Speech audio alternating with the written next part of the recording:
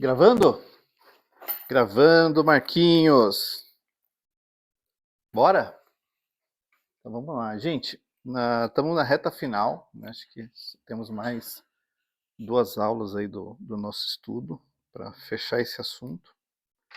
E na última aula, aula número 9, nós levantamos a questão a respeito de se um cristão, né, pode ser possuído por um espírito maligno, né?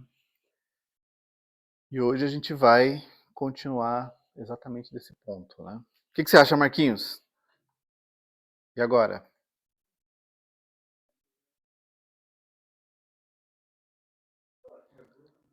Como é que é? Se tiver meia boca. Vamos lá, gente. Vamos seguir então aqui, né? Essa é a pergunta. Se um cristão, ele estando, né, com a sua vida nos caminhos do Senhor, será que ele pode ser possuído por um espírito maligno? Vamos em frente? Acho que a primeira coisa que a gente pode dizer é que não tem nenhuma evidência bíblica que confirme ou mesmo que diga que não. Não tem um versículo na Bíblia que fala assim, ó, um cristão pode ou um cristão não pode ser possuído. Se você olhar nas escrituras, você não vai encontrar nenhum ensinamento ou nenhuma declaração que confirme ou que rejeite essa possibilidade. Tá? Então, biblicamente, não dá para dizer nem que sim, nem que não. Tá?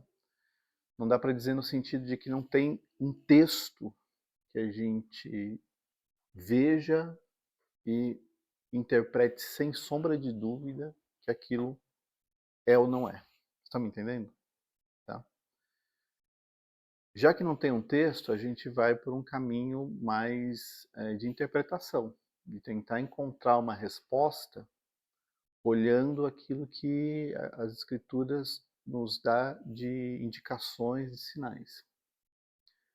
E isso é para muitas outras coisas, não é só para isso, né? Às vezes tem coisas que a Bíblia não fala explicitamente, mas ela deixa alguns sinais que permitem que a gente reflita e tire alguma conclusão a respeito disso. Tá? Não quer dizer que está certo, não quer dizer que está errado, a única coisa é que é a forma como a gente entende. Tá? Já que não tem evidências, vamos pensar um pouquinho a respeito de como que esse ataque do espírito maligno acontece, né, contra o ser humano. Tem 3 setas aí que você está vendo nesse desenho. Né? A primeira delas é a seta da influência. Então, um espírito maligno influencia o ser humano, principalmente, obviamente, né, para o pecado. Né? Então, quando a pessoa está sob uma tentação, desejo contrário à vontade de Deus, e tentação não é só questão sexual, né, gente? Tem tentação de tudo quanto é jeito. Né? Desde que seja algo que leve o homem ao pecado, é uma tentação. Né? Nisso, a gente pode dizer que é uma seta de influência. Ele está tentando te convencer a fazer aquilo que Deus não quer que você faça. Jardim do Éden. Lembra do Jardim do Éden? O diabo chegou para Eva e contou uma história. A história era convincente. Ela pensou, por que não, né? Por que não experimentar?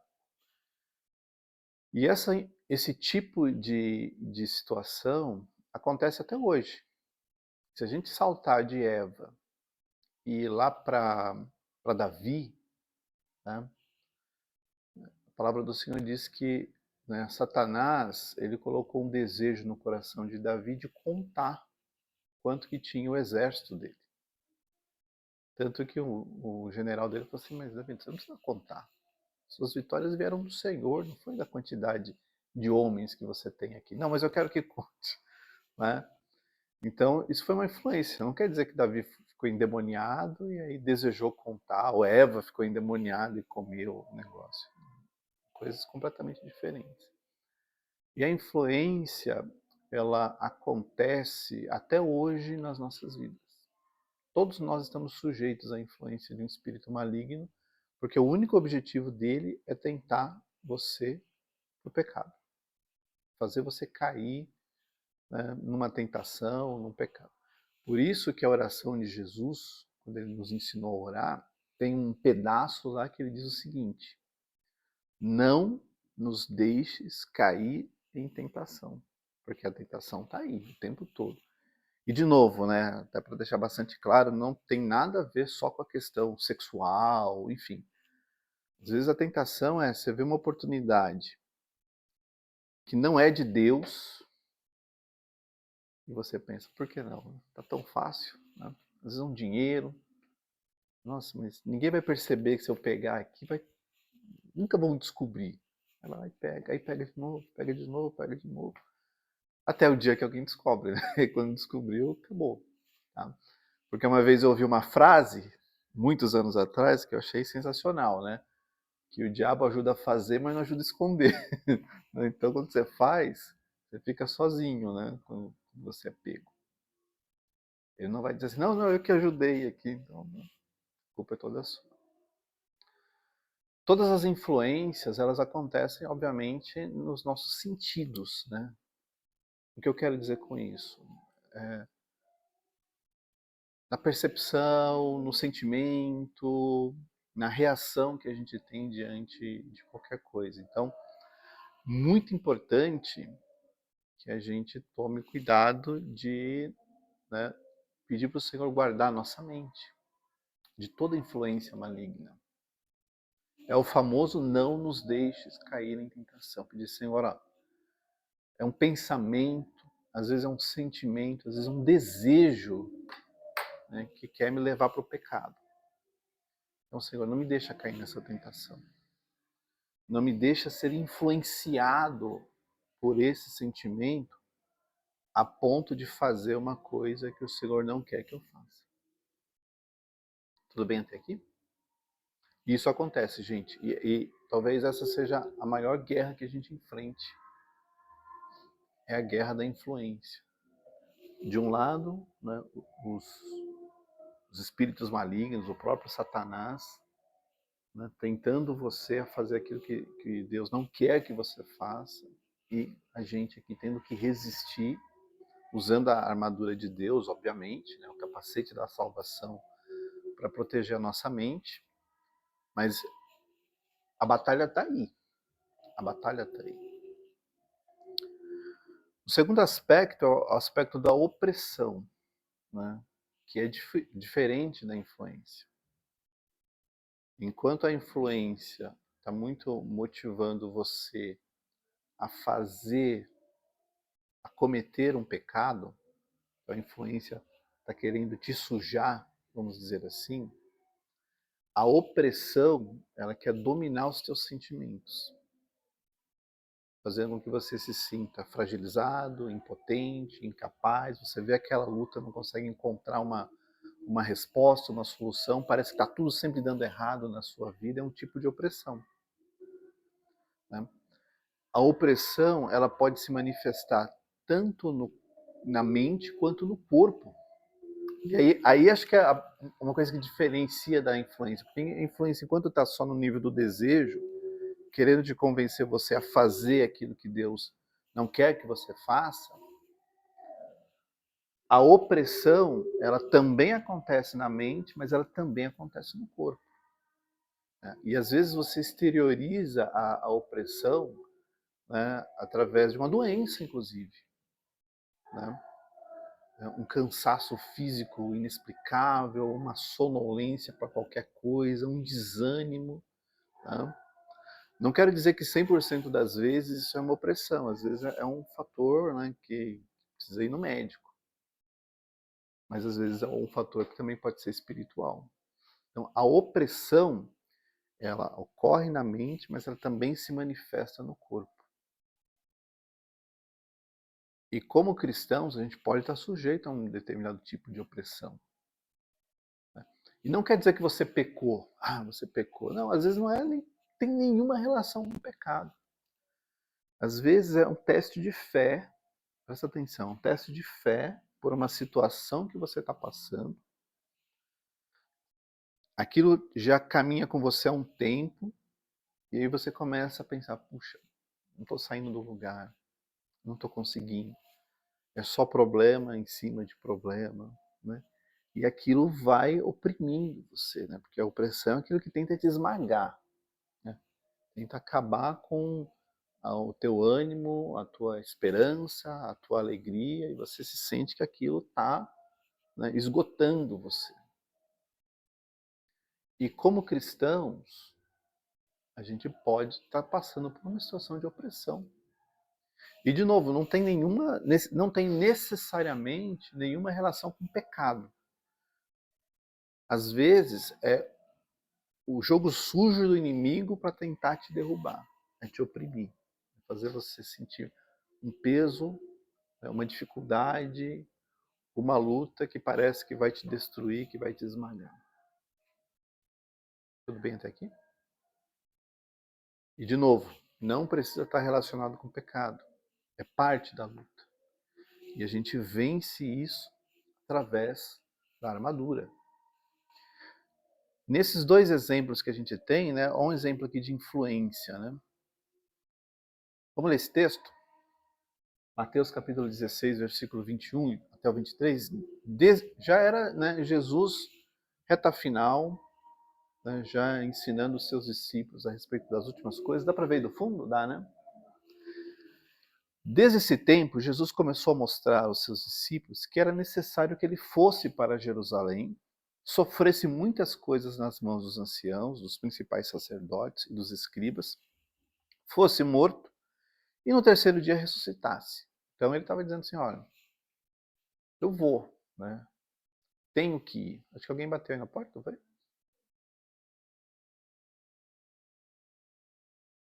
Não? Ali do outro lado. Então Pedro, chamando à parte, começou a repreendê-lo. Você imagina, né? Um homem repreendendo Deus. Né, Marquinhos? Que Deus não permita, Senhor, isso de modo nenhum irá lhe acontecer. Mas Jesus voltou-se para quem? Para Pedro. E disse, saia da minha frente, Satanás. Você é para mim uma pedra de tropeço, porque não leva em consideração as coisas de Deus, e sim a dos homens. O que estava acontecendo aqui?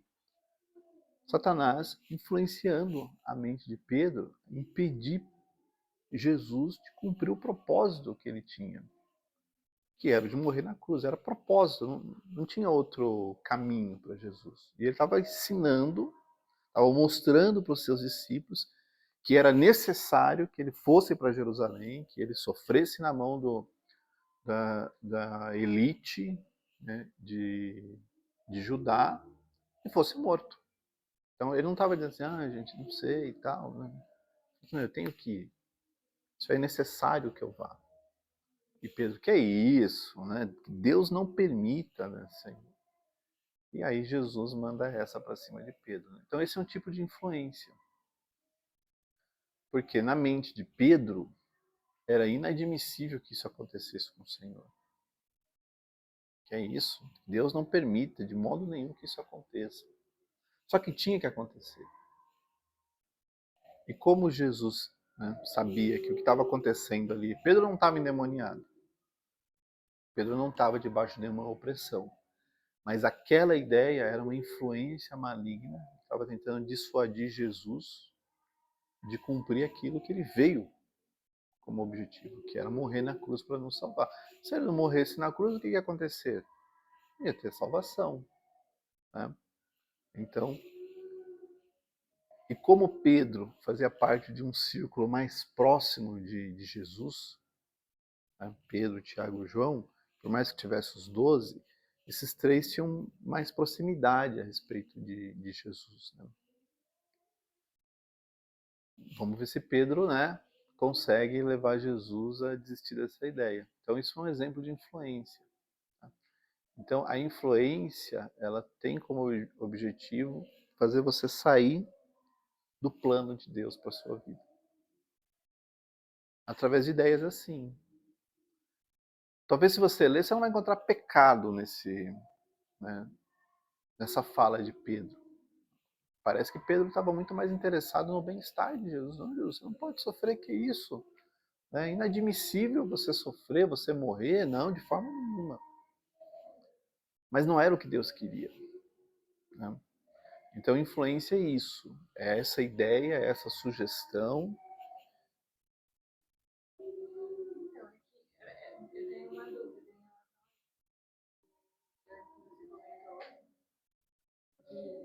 que os intestados eles não têm acesso à nossa mente. A gente está procurando pensamento, é só você e Deus. Mas como ainda assim eles conseguem Influenciar ideias? através de sugestões. Né?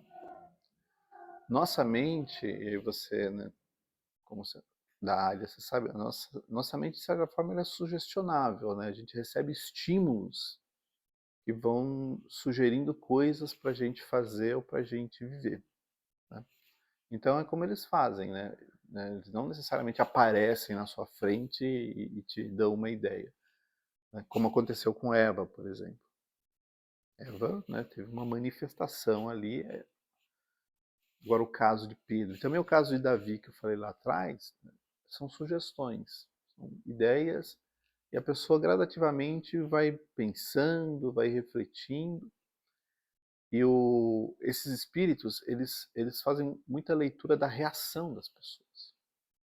E a gente sabe que é fácil você, né, se você entende de comportamento humano, você sabe quando aquela ideia está sendo processada e quando a pessoa está rejeitando aquela ideia através da forma como ela reage.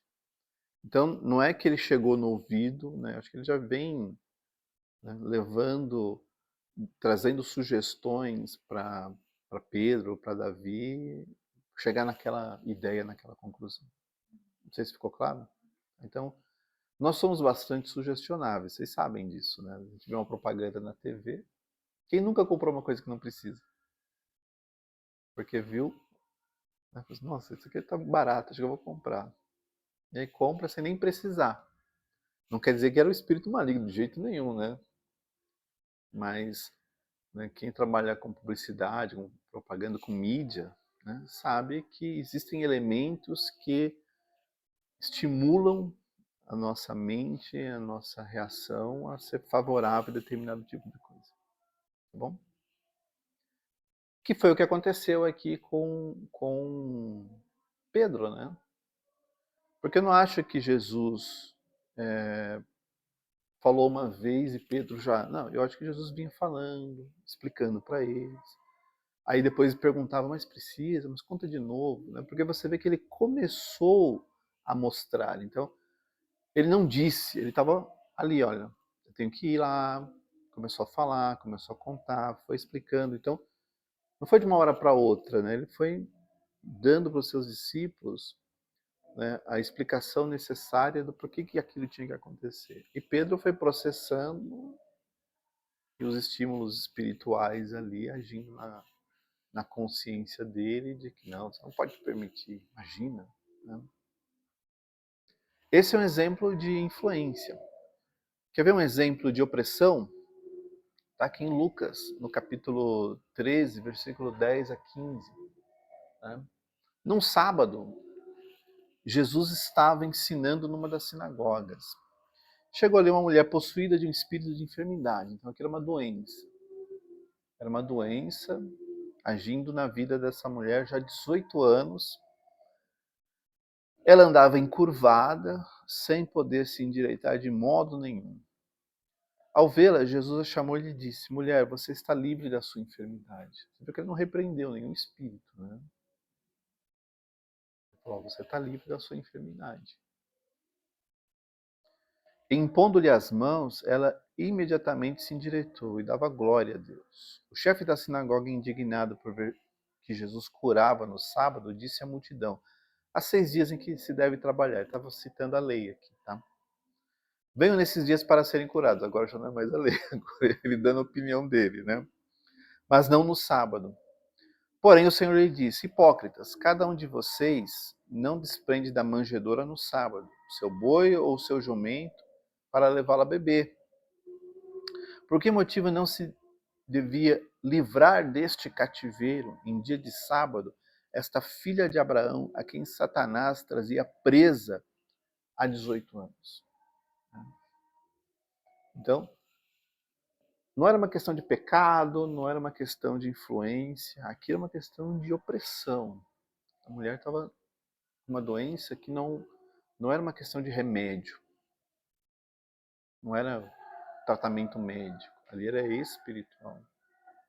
Por isso que eu mencionei para vocês que, no caso da opressão, ela acontece na mente, mas ela também pode se manifestar no corpo. Então imagina você, 18 anos, curvado. Imagina a dor nas costas que aquela mulher tinha, porque imagina, né? Ela está curvada. A gente não tá. Nosso corpo não é para andar desse jeito, né? Então, talvez, aqui eu estou imaginando, né? Que ela sentisse dor, sentisse desconforto, não conseguia dormir direito, né? Imagina tendo que comprar no mercado lá de Jerusalém ou de Judá. Não era uma vida fácil, ela já estava 18 anos daquele jeito. Era um tipo de opressão, né? Então, nós temos que observar na nossa vida se o que está acontecendo conosco é uma influência, e cortar isso da nossa mente imediatamente, porque ela vai nos levar para o pecado, ela vai nos levar a fazer aquilo que Deus não quer que a gente faça. E nós precisamos entender se o que a gente está vivenciando é uma opressão, é o inimigo, né, agindo para tirar paz, tirar alegria, tirar às vezes até o prazer de viver, né? Porque é jogo sujo, gente, não é brincadeira. Né? E a última seta, deixa eu voltar aqui, né, antes da gente seguir, a última seta é a seta, né, lá no desenho da possessão. E aí é possuir mesmo, é tomar o controle da mente e do corpo. A pessoa possessão é isso, tomar o controle tanto da mente quanto do corpo. E a gente tem um exemplo. Vamos lá? Último exemplo aqui, que é com Saul. Aqui tem muita coisa para a gente pensar, porque olha, depois que o Espírito do Senhor se retirou de Saul, então não dá para o Espírito Santo conviver na mesma casa, na mesma vida, com o Espírito mal, não dá. Ou tem o Espírito Santo, ou tem o Espírito mal, vocês estão me entendendo? Né? Não tem como Deus, eu aqui, ter o Espírito Santo e o espírito maligno ocupando o mesmo espaço. Aí a gente vai lá para aquela frase de Jesus, né? Da casa vazia. Vem, arruma tudo, aí o espírito mal vai embora e a casa fica vazia. Está vazia por quê? Porque o Espírito Santo não está ocupando. Estão me entendendo? Porque quando o Espírito Santo está ocupando, não está mais vazia. Tá? Um espírito mal vindo da parte do Senhor o atormentava. Então, os servos de Saul lhe disseram: eis que agora um espírito mal enviado por Deus está atormentando o Senhor, ó rei. E sempre que o espírito mal enviado por Deus vinha sobre Saul, Davi pegava a harpa e dedilhava. Então Saul sentia alívio e se achava melhor, e o espírito mal se retirava dele. Aqui é um exemplo, né, mais não relacionado tanto com a opressão, mas relacionado com a possessão. Porque a gente vê as reações de Saul como reações de alguém que está sendo controlado na sua mente por um espírito maligno. Você, né, vê que Saul, do momento em que ele peca, e ali você viu que tem alguns pecados que Saul vem cometendo, né, de desobediência principalmente, que levam ao momento onde Deus fala assim, bem, agora não dá mais. Esse, né, teve as chances, as oportunidades para ter a vida que ele podia ter. Então, o espírito do Senhor sai e entra um espírito maligno que age. E Saul não ficava assim o tempo todo. Tinha momentos da vida de Saul que o espírito maligno tomava a vida dele. Em alguns desses momentos ele até tentou matar Davi, né, tentando pregar Davi com a sua lança, né? Então, esse é um exemplo do que é você perder o controle, porque aqui ele perdia o controle, né? De tanto tormento que ele passava. Então, era a opressão levada a uma situação onde você perde o controle, você já não domina mais, né, a mente e o corpo. O espírito mal entrava e acabava com a vida de Saul. E aí a gente volta para a nossa pergunta original. Um cristão pode passar por uma situação como essa de Saul? E aqui eu estou citando Saul como exemplo, porque poderia tentar encontrar outros ali. Tá? De certa forma, gente,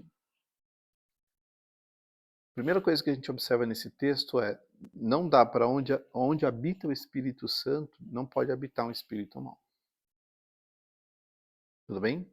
Não dá. Não dá para o Espírito de Deus que habita em você, né, e ao mesmo tempo está ali. Os dois não vão ocupar o mesmo lugar no espaço. Né?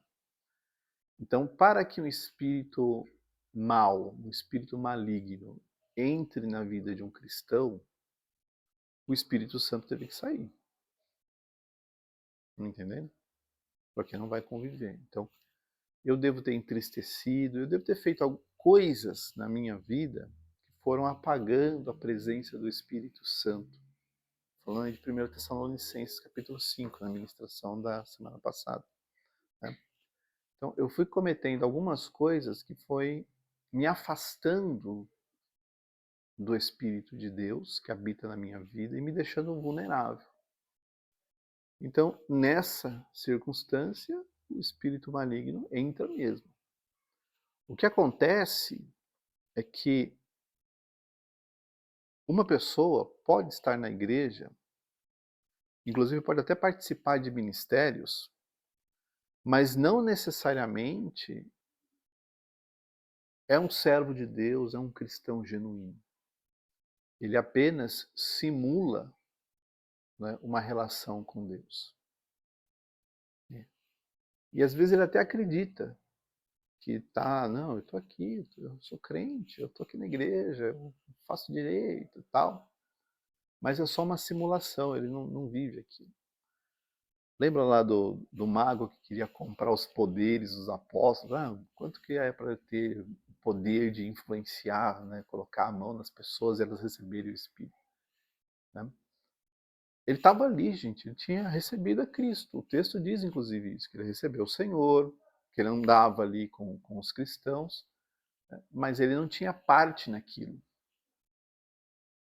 Ele só simulava uma relação com Deus. Que era um pouco do que estava acontecendo aqui com Saul. Saul não era mais um ungido de Deus. Porque por mais que ele tivesse a coroa, o Espírito de Deus não habitava mais na vida de Saul. Então a resposta que a gente pode dar para essa pergunta é: se eu tenho uma vida diante do Senhor, se eu tenho um relacionamento verdadeiro com Deus, eu posso sofrer influência, eu posso sofrer algum tipo de opressão, mas nunca possuído. Jamais. Porque em você habita o Espírito de Deus. Agora, se eu deixar de ter uma vida e passar a ter ao invés de um relacionamento com Deus, uma relação religiosa, e entendam que são coisas completamente diferentes, porque um relacionamento com Deus é você com ele, você querendo, você amando e agradando ao Senhor, porque relacionamento é isso. Né, Marquinhos? Você quer agradar, você ama, você respeita, você faz à vontade, você se submete, né? Isso é um relacionamento. Então, com Deus não tem que ser diferente. A gente ama, a gente faz à vontade, a gente se submete, a gente aceita, porque é um relacionamento. Agora, uma relação religiosa, né, você não ama, você está ali ou por um medo, ou por um interesse. Eu estou aqui na igreja porque eu quero que os meus filhos cresçam, né, nos caminhos do Senhor. Olha a frase, né? Eu estou na igreja, né, porque eu quero que os meus filhos cresçam. Tá, já está tudo errado. Já virou relação religiosa. Porque se você está num lugar pensando, né, em outra coisa que não seja no teu relacionamento com Deus, está errado. Eu estou na igreja porque eu quero arranjar uma mulher, né, cristã, porque eu sei que ela vai ser uma boa esposa. Né? Tem gente que pensa assim, gente. Está errado. Isso é relação religiosa. Você está ali por um interesse. Você não está ali por um relacionamento com Deus. Você quer só se beneficiar daquilo que pode te proporcionar. Não, eu estou indo para a igreja porque eu não quero ir para o inferno. Né? Então, também está errado, é um relacionamento religioso. Quem tem um relacionamento religioso, ele simula uma relação com Deus. No louvor ele vai cantar, vai se emocionar. Né? Aconteceu alguma coisa. Né? Ele vai se emocionar, ele vai chorar. Mas aquilo não está nele. Porque não é uma relação, um relacionamento. É só uma religião. Então, quem simula um relacionamento com Deus, através de uma prática religiosa, de uma religiosidade, não necessariamente tem o Espírito Santo na sua vida. Então ele pode. Ele pode. Foi um pouco do que aconteceu aqui com Saul.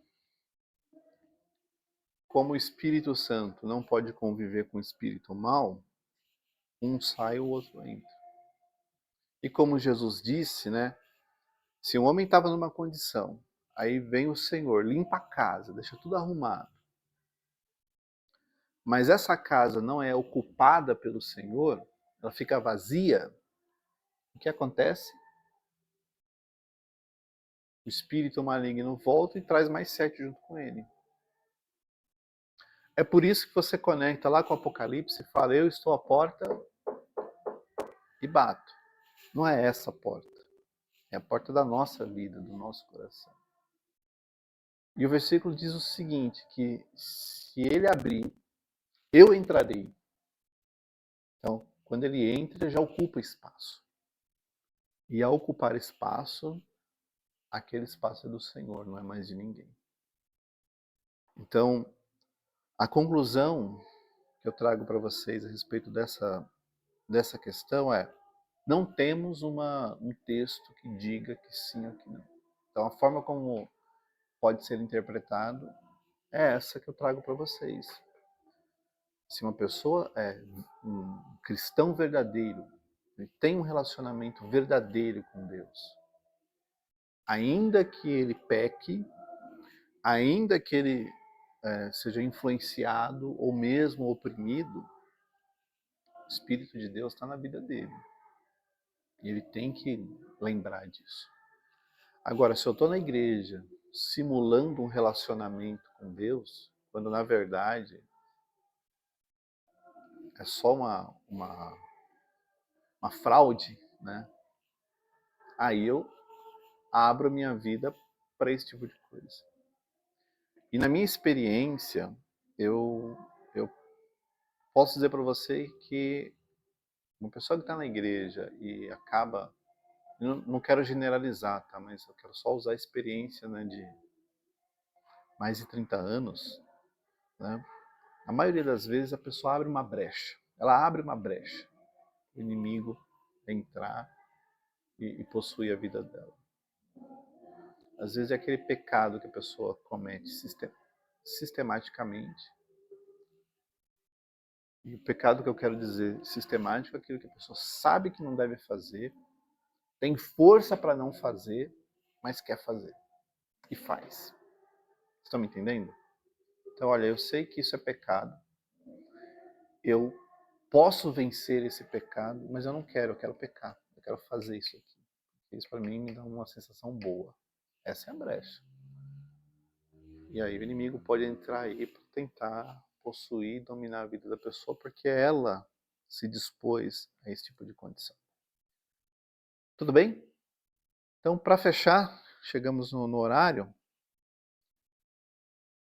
É uma interpretação, então, baseado nos sinais que as escrituras deixam para nós.